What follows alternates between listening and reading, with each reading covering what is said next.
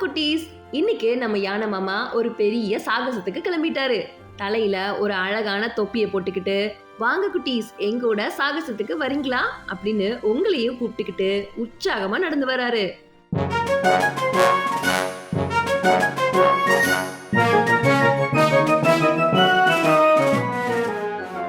ஆனா காடு வழியா போகும்போது யானை மாமா ஒரு விஷயத்த கவனிச்சாரு.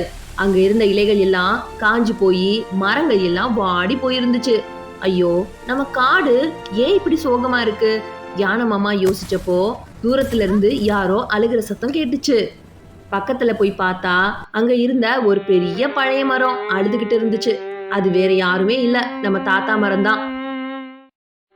அந்த தாத்தா மரம் யானை கிட்ட சொல்லுச்சு, என் வேர்களுக்கு அடியில இருந்த ஜீவ நீரூற்று நின்னு போச்சு. தண்ணி இல்லாம இந்த காடே அழிய போகுது, எங்களை காப்பாத்துங்கன்னு ரொம்ப சோகமா கேட்டுச்சு.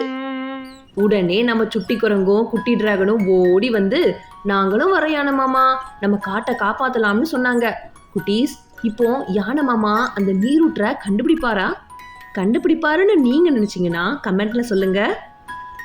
இப்போ 3 பேரும் சேர்ந்து அந்த அடர்ந்த காட்டுக்குள்ள நீரூற்ற தேடி போனாங்க.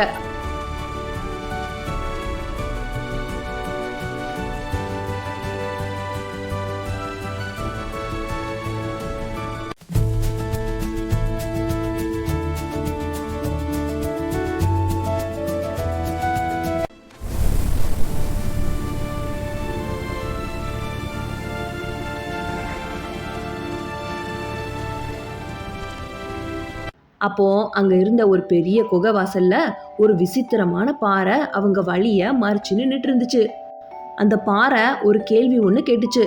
என்னை தாண்டனம்னா நான் கேட்கிற கேள்விக்கு பதில் சொல்லணும், அப்பதான் நான் நகருவேன் அப்படின்னு சொல்லுச்சு. அந்த கேள்வி என்னன்னா, இந்த அழகான காட்டோட உண்மையான பலம் என்ன சொல்லுங்க பாப்போம் அப்படின்னு அந்த பாறை கேட்டுச்சு. குட்டீஸ், உங்களுக்கு பதில் தெரியுமா? சிங்கமா இல்ல புலியா? 3, 2, 1. நம்ம யானை மாமா சிரிச்சுக்கிட்டே சொன்னாரு, எங்க காட்டோட பலம் எங்க ஒற்றுமை தான் அப்படின்னு.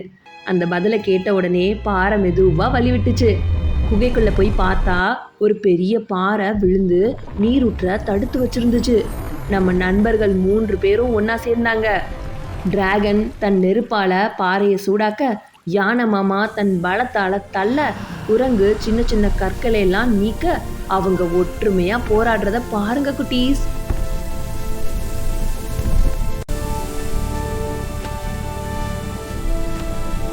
அவ்வளவுதான், பாறை நகர்ந்து தண்ணி ஜோன்னு வெளியே வந்துச்சு.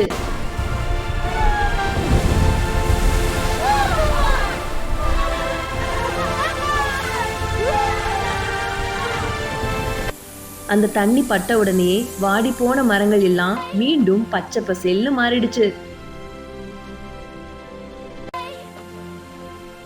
நம்ம தாத்தா மரம் சிரிச்சுக்கிட்டே நன்றி சொன்னாரு.